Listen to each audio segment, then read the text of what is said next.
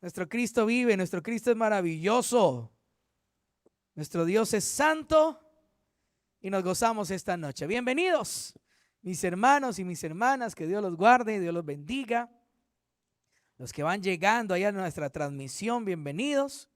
Ubíquense por favor una vez más en segunda epístola de Pedro, capítulo 1, versículo 3. Estamos estudiando esto tan maravilloso que nos dice la palabra, que culmina, diría yo culmina, aunque los versículos continúan, pero estamos queriendo culminar, como desembocar en el versículo 10, que nos dice que haciendo estas cosas no caeréis jamás. Es lo que queremos descubrir. Y ayer estudiamos un poquito, léalo una vez más, segunda de Pedro 1:3. Dice la palabra: como todas las cosas que pertenecen a la vida y a la piedad nos han sido dadas por su divino poder, mediante el conocimiento de aquel que nos llamó por su gloria y excelencia. Este versículo nos quedó claro, ¿sí o no? Nos quedó supremamente claro, donde la palabra de Dios nos dice que todo lo que usted y yo necesitamos, que todo lo que usted y yo necesitamos en este momento y todo lo que podamos necesitar a futuro para vivir una vida recta, una vida de rectitud en esta tierra, una vida cristiana exitosa, ya nos fue dada por Dios. Y que lo recibimos mediante el conocimiento de nuestro Señor Jesucristo. Sí, en eso quedamos anoche. ¿Cómo recibimos todo lo que necesitamos para vivir una vida exitosa, una vida cristiana exitosa? Pues lo recibimos ahondando, sumergiéndonos cada vez más en el conocimiento de nuestro Señor Jesucristo. Eso es. Y continuamos en el versículo 4, entendiendo que dice la Biblia, por medio de las cuales, en esa gloria y excelencia de nuestro Dios, dice, por medio de las cuales nos ha dado preciosas y grandísimas promesas. Y mencionábamos que promesas se refiere, bueno, le voy a leer el significado. Dice anunciar sobre, dedicarse a hacer algo, afirmar algo respecto a uno mismo, profesar, superimposición, sobre, encima.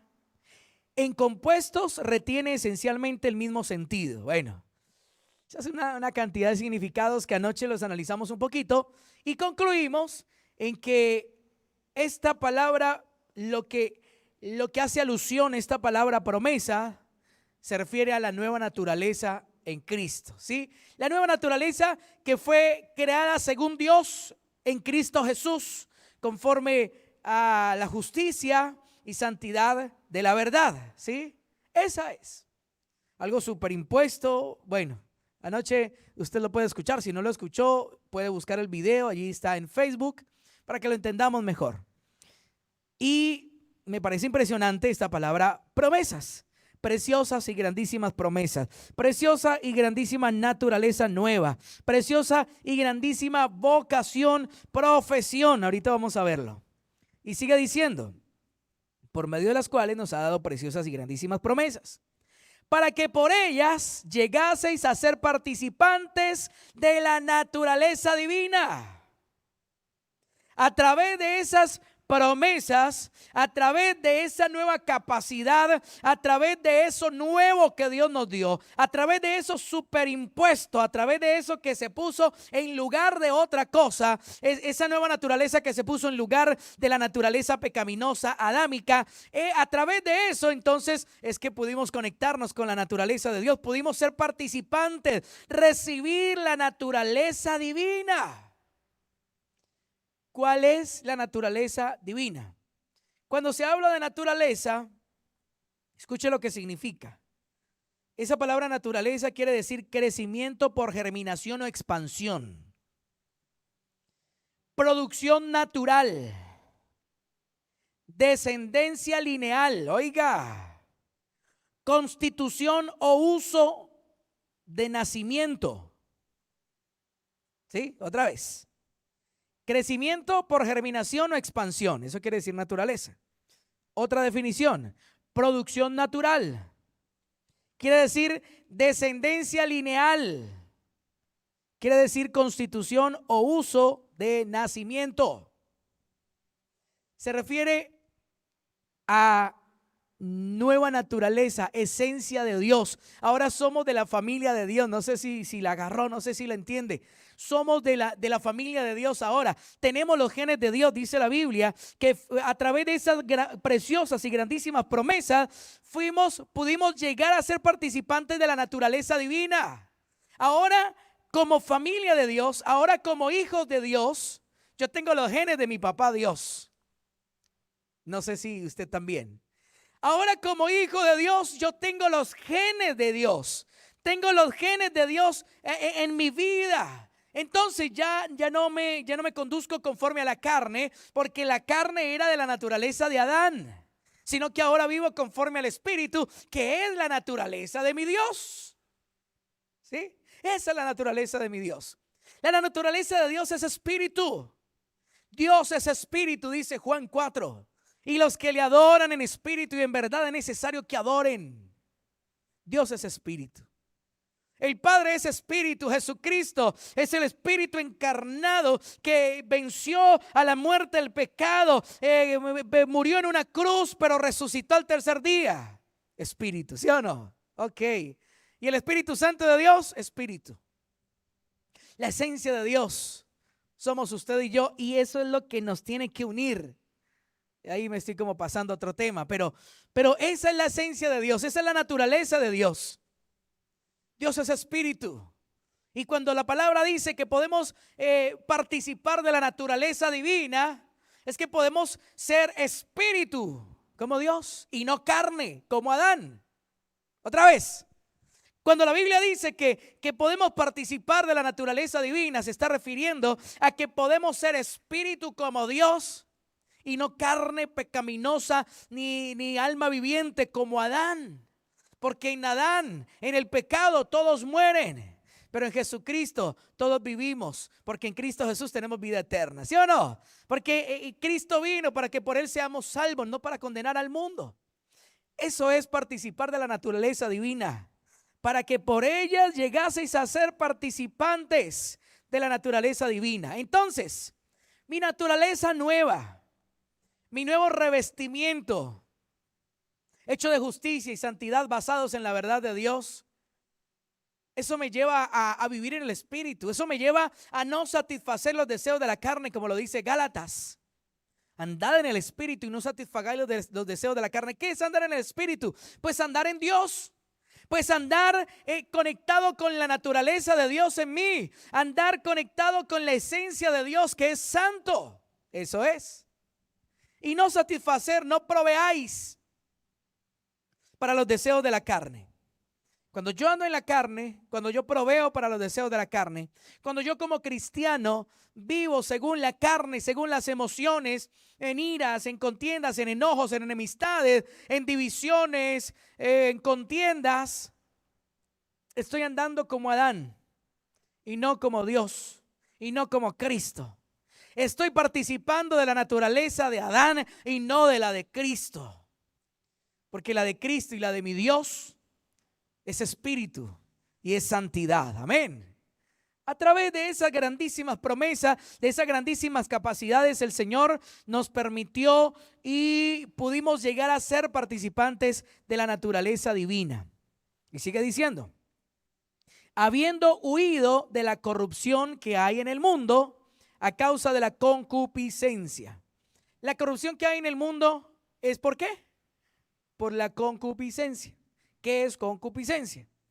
Concupiscencia podríamos resumirlo de una manera como sencilla y es como la capacidad innata del ser humano para pecar, ¿sí? Eso podríamos resumirlo. Concupiscencia, capacidad innata del ser humano para pecar. Eso es. Pero la palabra concupiscencia se refiere también a expectativa por lo prohibido. Cuando hay algo prohibido, hay una expectativa. Y eso lo vemos, por eso le digo que es algo natural en el ser humano. Eso lo vemos en un niño. Usted dígale a un niño, vea, voy a dejar esto aquí, pero no lo toque, no lo vaya a coger. Voy a dejar esta bolsa aquí, pero no vaya a mirar lo que hay adentro. ¿Y qué hacía uno de chiquito? ¿O qué hace el niño? Mire, automáticamente es como que le gritaran, vaya, mire. Es como que le gritara algo por dentro, vaya, toque, vaya y haga lo que le dijeron que no podía. Es la capacidad natural del ser humano para hacer lo malo. ¿Quién le enseñaba a uno a robarse las tajadas que fritaba mamá? Nadie. Eso venía con nosotros. Y muy rápido. ¿Y sabe qué es la cosa? Que uno sabía que estaba mal porque uno se escondía. Yo me acuerdo, chiquito. Y uno le hacía. Y uno se escondía. Uno sabía que estaba mal. Pero ¿quién le enseñó? Nadie. Eso viene de ahí con esa naturaleza de nacimiento. La naturaleza caída. Pero a través de conocer a Cristo, pero a través de haber recibido a Cristo y con Él todo lo que necesitamos para vivir una vida recta, entonces pudimos participar de la naturaleza espiritual y santa de Dios. Y por ello, entonces, fuimos rescatados, pudimos huir de la corrupción que hay en el mundo a causa de la concupiscencia. A causa de la capacidad natural del ser humano para pecar. La corrupción que hay en el mundo, y esta palabra corrupción es supremamente famosa en Colombia, ¿no? ¿Por qué hay corrupción en países como Colombia? No, eso es en todo el mundo. ¿Por qué hay corrupción? Porque sí, pero es que aquí se refieren, cuando dicen corrupción, se refieren al detrimento patrimonial, se refieren a la deshonestidad y demás. No, pero la palabra corrupción se refiere a decaimiento, se refiere a ruina, se refiere a perdición, destrucción, languidecer, consumirse, secarse, arruinarse por influencias, extraviar, eso quiere decir. Y cuando la Biblia entonces me está diciendo, habiendo oído de la corrupción que hay en el mundo, ¿sabe cuál es la corrupción que hay en el mundo? Pues el pecado. ¿Y qué es el pecado? El pecado es la pérdida de la imagen de Dios en el ser humano. Eso es. Adán y Eva fueron creados a imagen y semejanza de Dios. En ellos brillaba la santidad, en ellos brillaba la pureza. Pero pecaron y perdieron la imagen de Dios. Eso es el pecado. Y el pecado es el que hace que haya corrupción en el ser humano. El ser humano está corrupto, está corrompido, se ha arruinado. El ser humano sin Dios está en ruinas. Vive una vida arruinada, y no me refiero a lo físico, no me refiero a lo financiero, me refiero a todo. Una vida emocional en ruinas, una vida espiritual en ruinas, por supuesto, porque no sabe a dónde acudir. A veces va a misa y le prende 50,000 veladoras al santo de confianza, pero a veces va donde el chamán a que le recen no sé qué cosas, y a que le amarren y a que le hagan y le rieguen. Pero otras veces entonces va a una iglesia cristiana a pedir oración. El ser humano sin Dios no sabe. No sabe dónde está parado, no sabe a dónde acudir, no lo sabe. Hay ruina, no posee algo concreto. No posee una estabilidad ni espiritual, ni emocional, ni física. Ruina física, total. Desde aquí, desde esta perspectiva, yo digo, ¿cómo hace la gente? ¿O por qué la gente se toma un veneno como el licor, que sabe tan maluco, sabiendo que al otro día va a estar enfermo?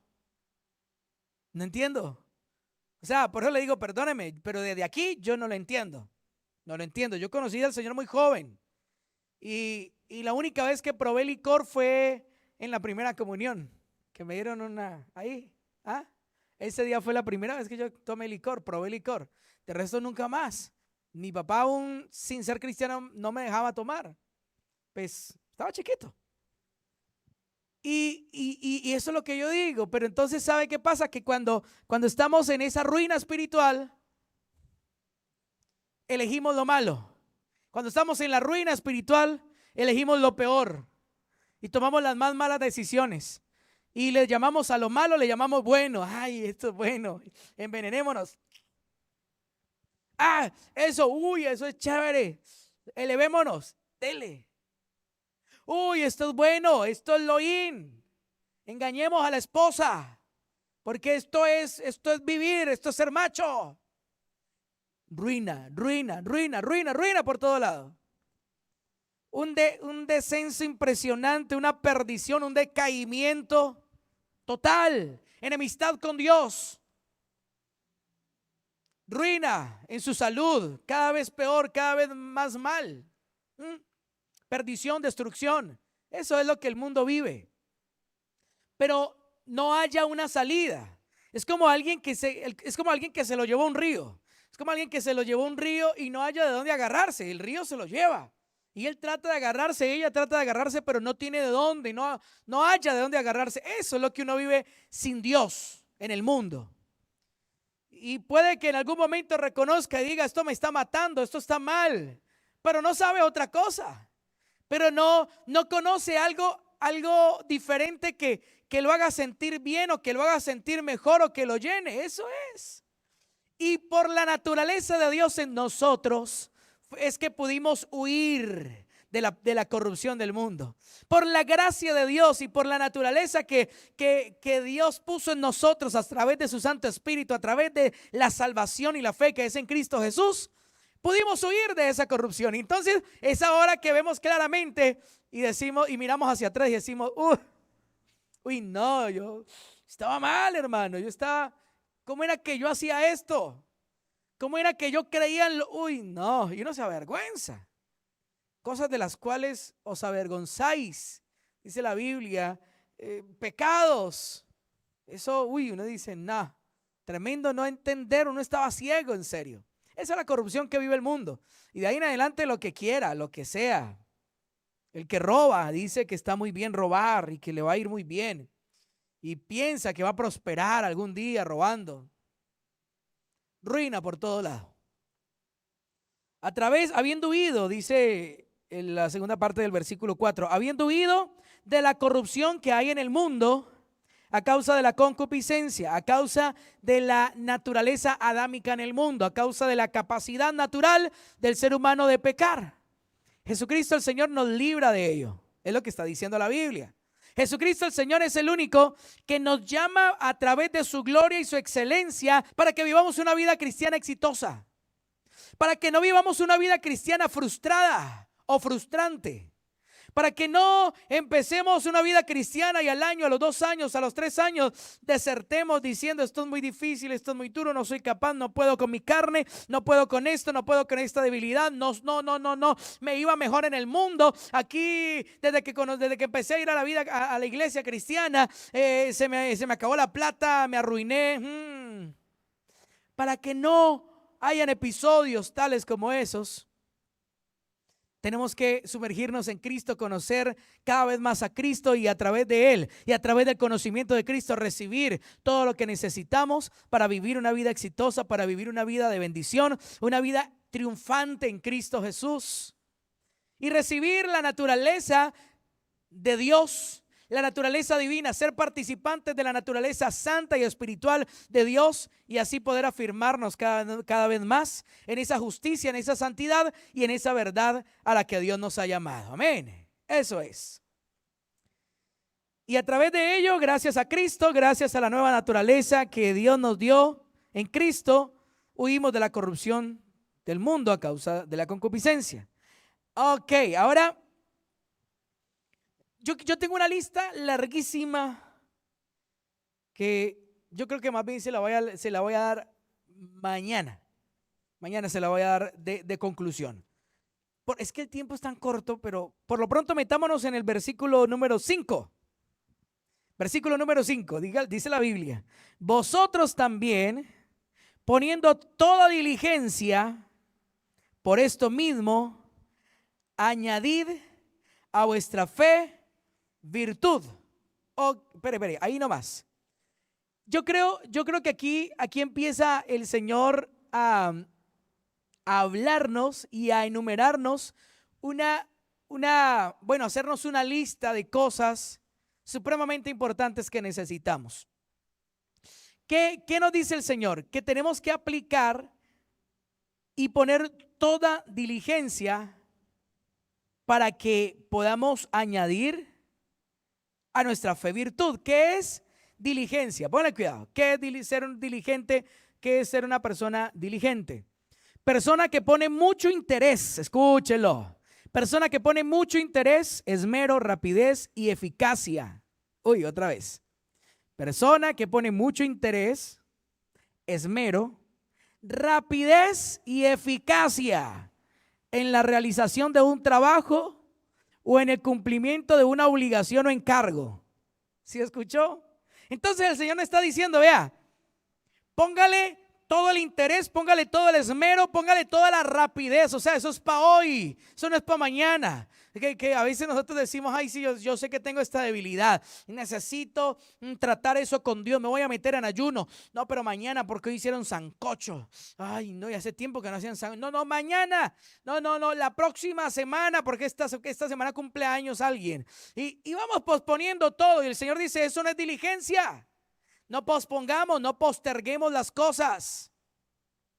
No las posterguemos, no las hagamos para, no dejemos eso para después. No, que el Señor nos está diciendo, ponga mucho interés. Escúchenme, por favor, escúchenme y míreme.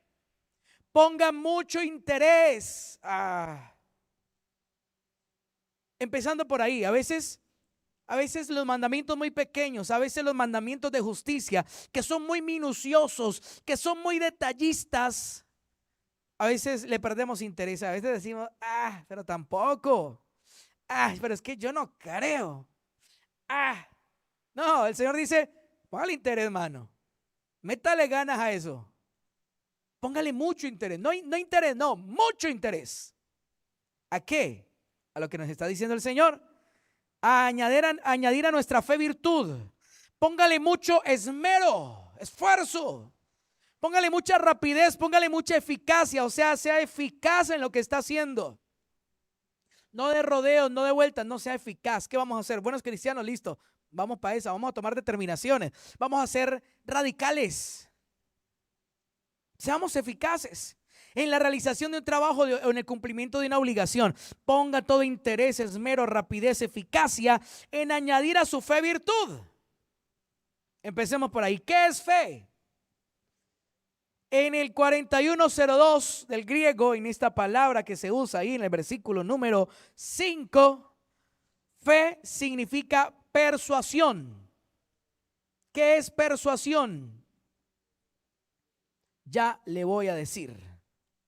Persuasión quiere decir capacidad o habilidad para convencer a una persona mediante razones o argumentos para que piense de una determinada manera o haga cierta cosa. Otra vez. Capacidad o habilidad para convencer a una persona mediante razones o argumentos para que piense de una determinada manera o haga cierta cosa. Entonces, la fe es dejarme persuadir y por esa persuasión convencerme de algo que estoy haciendo. Dejarme persuadir y por esos argumentos que me están dando, por esas razones que me están dando, entonces yo convencerme de algo. Escúchelo, persuasión. Fe significa credibilidad. Fe significa convicción.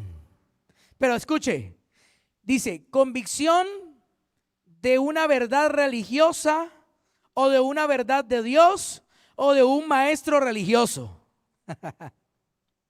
O sea, la fe se aplica para muchas cosas. La fe puede servir y puede funcionar para muchas direcciones. Mira, hay gente que le tiene una fe ciega. ¿A qué? A la mata de sábila será, no sé, algo le tiene fe. Algo le tiene fe.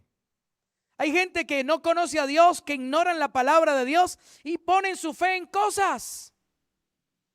Y ponen su fe en un día, ponen su fe en un clima, en un cierto momento del año, no sé, en cantidad de cosas. Y a veces la fe de esas personas es tan fuerte que funciona. Por eso puede ser una convicción tal vez errada, pero eso es fe. ¿Sí? Por eso nos tenemos que fijar y tenemos que asegurarnos de que su fe y mi fe estén fundamentadas es en Cristo. Que mi convicción y mi persuasión la haya adquirido es de la palabra de Dios y no de otra cosa, ni de otra persona, ni de otra fuente. Que lo que me persuadió a mí fue la palabra de Dios, fue Cristo. y no un hombre, no un predicador, no un maestro, no un profeta, no un apóstol. Que lo que a mí realmente me persuadió, me convenció, fue la palabra de Dios. Que si escuché un mensaje, listo, lo escuché de boca de alguien, pero ese alguien que aseguremos lo que está hablando palabra de Dios. Y que si yo logré creer, no sean emociones, ni sean mensajes motivacionales. No, que lo que me persuada a mí, lo que cree en mis convicciones, sea la palabra de Dios. Y el Señor está diciendo, a esa fe que usted tiene que añadirle algo más. Pero espere, entonces revisemos la fe. La fe, mi fe tiene que estar cimentada en Jesús. Amén. El autor y consumador de la fe, ¿verdad? Él fue él es el autor de la fe. Él fue el que nos dio en quién creer. En Él es el único en que podemos y debemos creer. Pero el consumador, el que vivió la fe también. Él es el motivo y la esencia de nuestra fe, pero Él también vivió la fe en carne propia y nos lo demostró. Autor y consumador de la fe. Entonces, asegurémonos, por favor. ¿Usted quiere no caer jamás? ¿Usted quiere no resbalar jamás? Revisemos nuestra fe. Por eso Dios nos ha traído todo este tiempo manifestando lo que ha habido en nuestro corazón, revisando minuciosamente nuestra fe. Y hemos descubierto, yo creo que todos, que muchas de las cosas que hacíamos en nuestra vida cristiana, como parte de nuestra vida cristiana, lo hacíamos por religiosidad, lo hacíamos porque alguien nos lo dijo, lo hacíamos porque alguien nos lo enseñó, pero revisando la Biblia nos dimos cuenta que eso no es bíblico. Esa es la fe que hay que revisar. Así hay que revisar nuestra fe. ¿De qué está convencido usted? Bueno, empecemos por ahí. ¿Usted tiene convicciones? ¿Usted, yo como cristiano, está convencido de algo o no? Porque es que una cosa es yo hablar de algo, una cosa es yo conocer de algo, saber de algo, pero otra cosa es estar convencido. ¿Sabe cuándo yo estoy convencido? Cuando lo he vivido. Cuando lo he vivido. Cuando yo he vivido y he experimentado lo que he leído, entonces yo estoy convencido. Y salió hasta en versos y mucho esfuerzo. Otra vez. Cuando yo vivo lo que leo, entonces paso a estar convencido. ¿Y eso es fe? Óigame, la fe es una convicción. La fe mejor es un conjunto de convicciones prácticas de nuestra vida. Entonces, empecemos por ahí. ¿Tienes convicciones como hijo de Dios, como cristiano? ¿Tienes convicciones? ¿Y esas convicciones van conforme a la palabra de Dios o no? Ahí está pues. En ese primer punto tenemos que detenernos y revisar. ¿Qué estamos creyendo? ¿Qué estamos creyendo? Lo hemos aprendido hace mucho tiempo. Mandábamos a separar parejas a cada rato, al por mayor y al de tal. Entonces llegaba una pareja, un hombre y una mujer, a la iglesia cristiana, nuevos, hacían la oración de fe y empezábamos a mirarlos y a revisarlos y a decirle, bueno, ¿y ustedes son casados? No somos casados, estamos en unión libre. Entonces ya lo miramos rayados ya. ¿Y qué? ¿Y entonces? ¿Y usted qué está pensando? Espérate, apenas lleva como 3 días, como una semana viniendo a la congregación, apenas está empezando No, estaban convencidos de que tenían que separarse. Y yo lo vi y lo escuché. Eso, mejor dicho, un reguero de parejas, no quedaba sino el polvero, hermano, porque eso no nos tomábamos el trabajo de analizar qué decía la Biblia. No, eso era unión libre, sepárense o cásense. Usted es casado y ella no, y están viviendo juntos y se acabaron de convertir, acabaron de llegar a la vida cristiana del diablo. Eso se van a ir para el infierno tal vez esta noche mismo. Sepárense. Una cosa terrible. Pero no nos íbamos a la Biblia a entender a profundidad, no. Entonces, ojo, tengamos cuidado de que estamos convencidos. ¿Sí tenemos convicciones?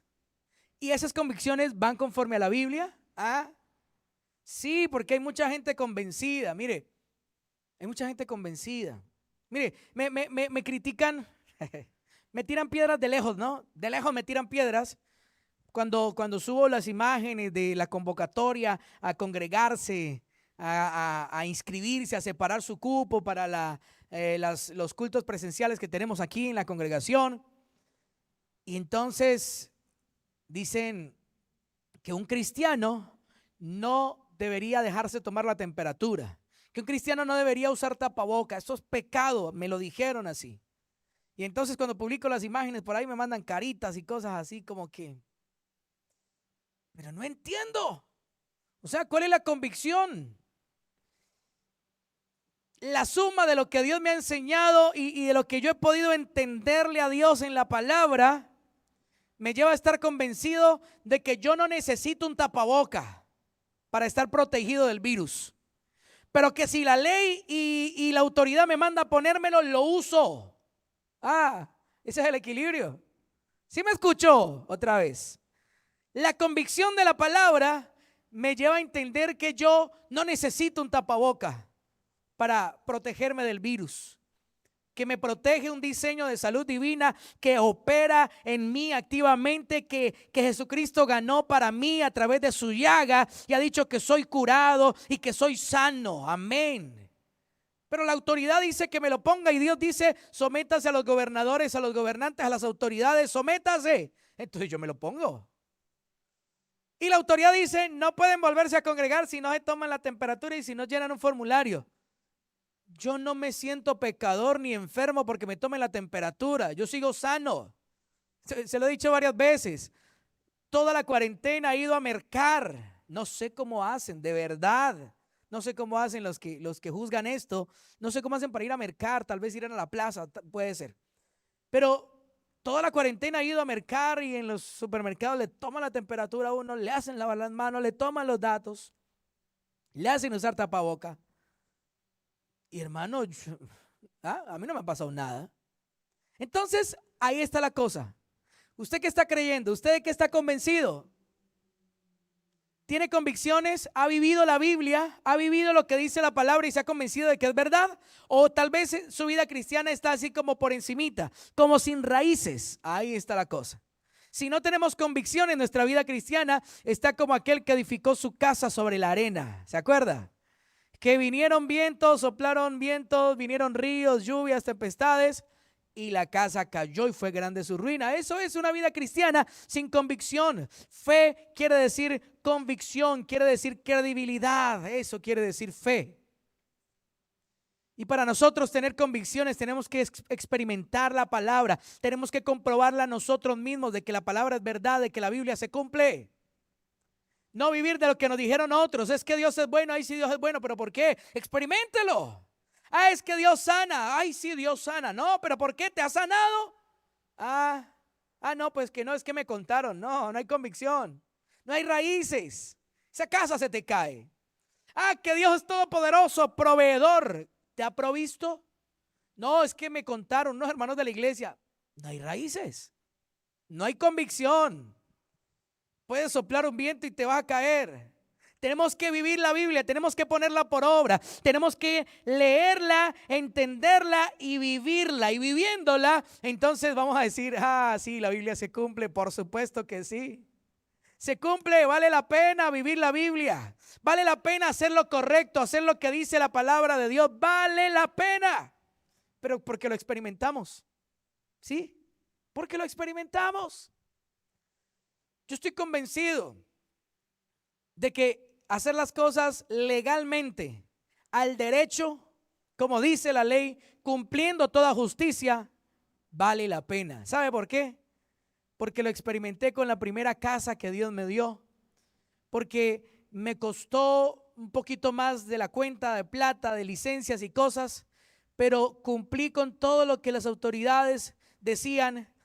firmé papeles al derecho. Cuando fui a pedir el subsidio de vivienda, la caja de compensación familiar, me dijeron, con ese sueldo no le dan el subsidio, que ese sueldo usted no.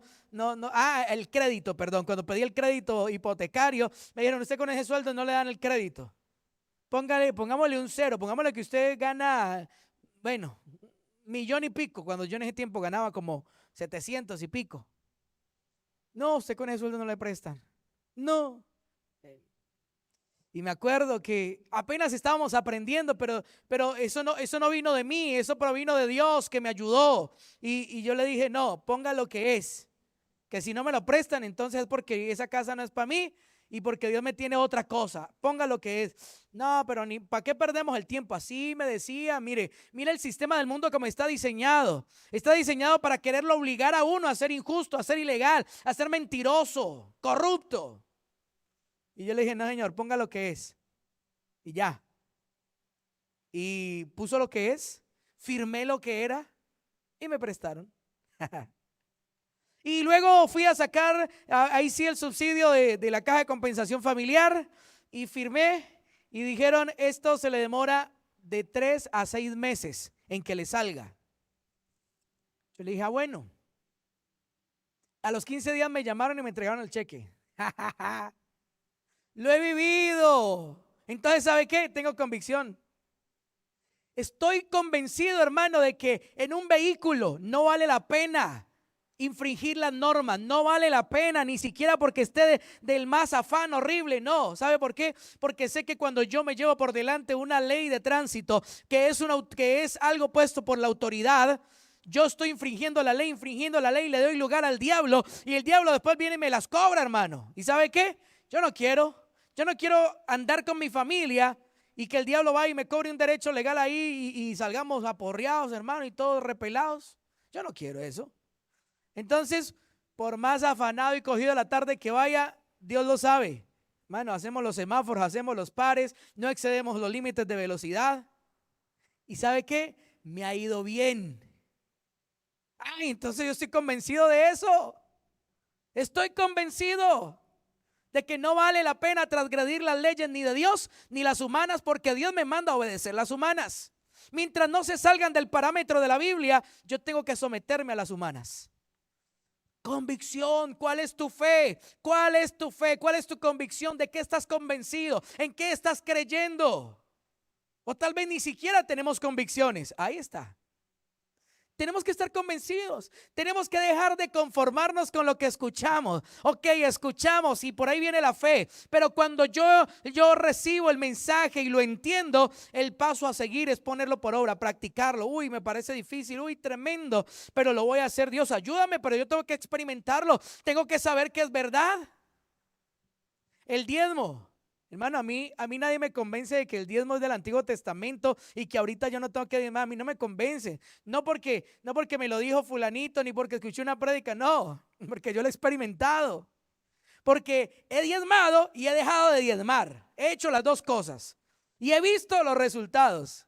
Por eso le digo, diga lo que quiera, pero sé que yo tengo que honrar a Dios con la parte que le corresponde a Él. Y entre más yo dé, el Señor más me bendice. Eso es. De eso estoy convencido.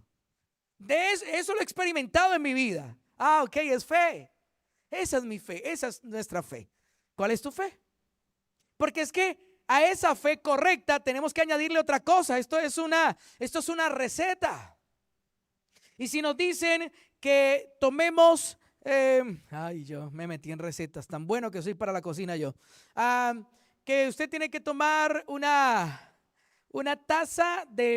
echarle una taza de leche descremada, ¿sí? Pero yo agarro y cojo una y se la echo con nata y todo, una leche de vaca entera, pura ahí. ¿Me va a quedar bien la receta? No me va a quedar bien, ¿sí? No me va a quedar bien. 3 huevos de gallina y le echo 3 de codorniz. ¿Me va a quedar bien? No me va a quedar bien. Entonces, si el Señor me dice que a la fe que tengo, que es el fundamento, que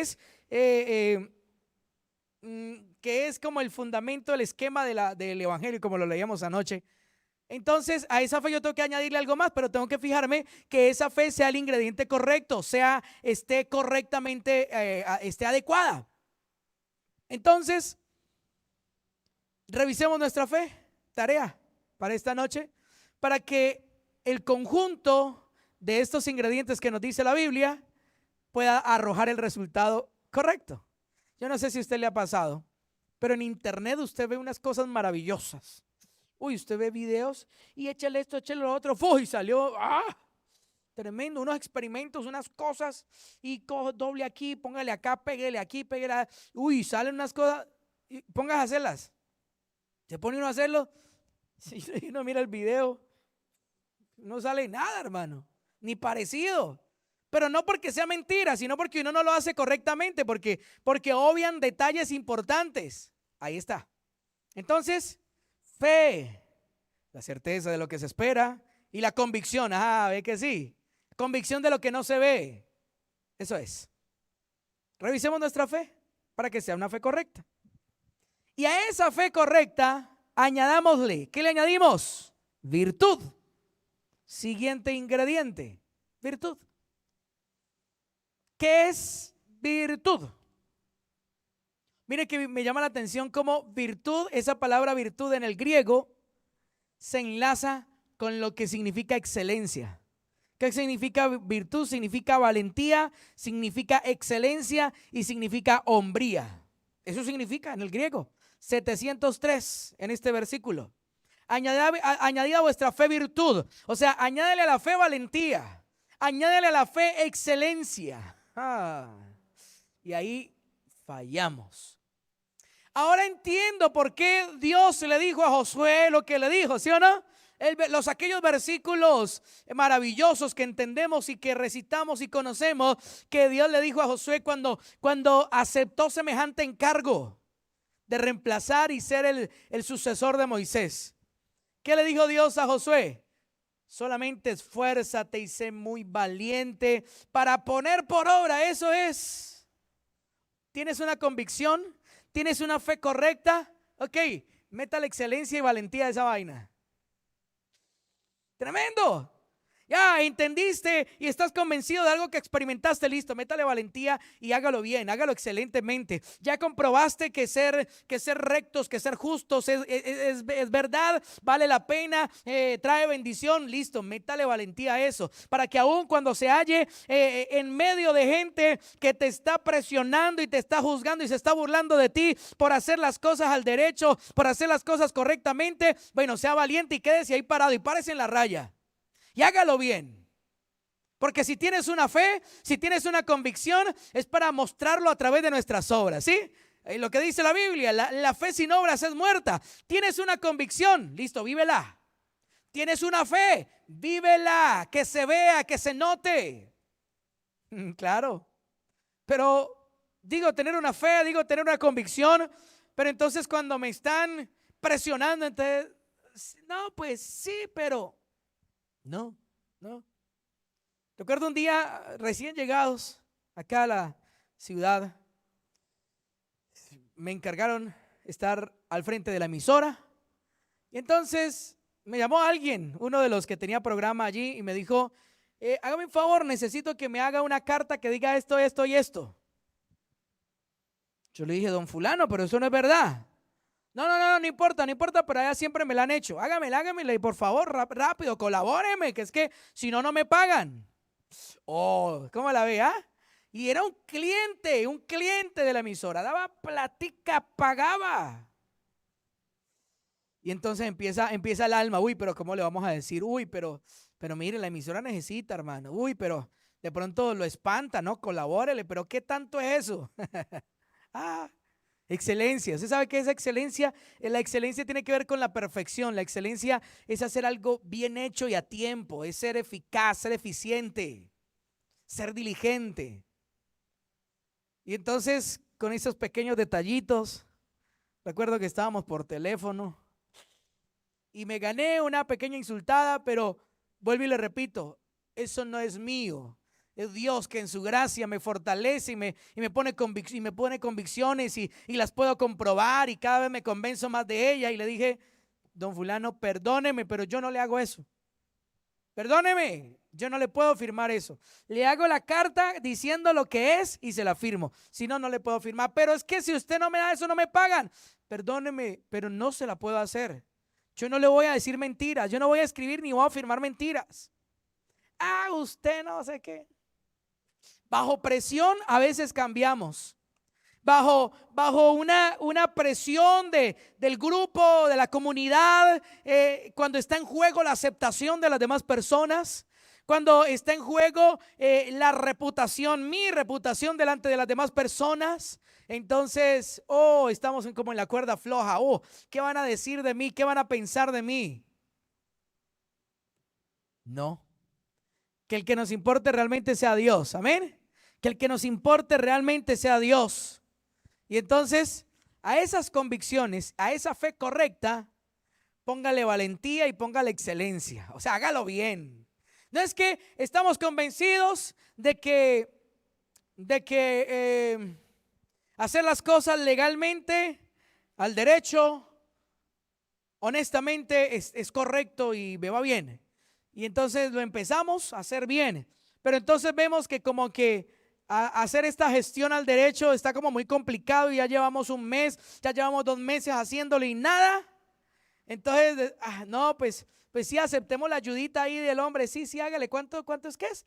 Tenga, hágale, ayúdeme ahí pues. No, eso no es excelencia. Ahí contaminamos todo lo que estamos haciendo, ahí la embarramos. No es excelencia, sea excelente. Dice que va a hacer las cosas al derecho, hágalas al derecho. Hágalas al derecho. Hágalas bien. Todo, aún lo difícil, esfuércese, sea valiente, seamos valientes. Tremendo. A esa fe añadémosle virtud y a la virtud un poquito más de tiempo porque se nos acabó. Dejémoslo ahí. Lo importante es que lo mastiquemos, lo analicemos y lo entendamos, ¿sí? Vamos entendiendo lo primero, entendiendo el versículo 3 y el 4, que es el fundamento, que es el piso de todo lo que sigue. Entonces empecemos a hacer la lista y a observar la lista de ingredientes que Dios nos dice que nos van a llevar al éxito. Empecemos a hacer la lista de los ingredientes que nos van a llevar a ser unos cristianos exitosos, que no vamos a resbalar, que no vamos a caer jamás, dice la Biblia. Observemos la fe. Le repito, tarea, revisemos nuestra fe, en qué está fundamentada, qué creo yo, lo que vivo, realmente estoy convencido. Si alguien viene a decirme otra cosa, entonces me muevo y me desestabilizo. Si hay convicciones, revisemos nuestra fe. Y entonces, descubriendo la fe, descubriendo nuestras convicciones, ajustando nuestra fe a la palabra de Dios, sabiendo que nuestra fe es correcta, entonces a esas convicciones, a esa fe, añadámosle valentía y excelencia, que es el significado que encuentro de esta palabra, virtud.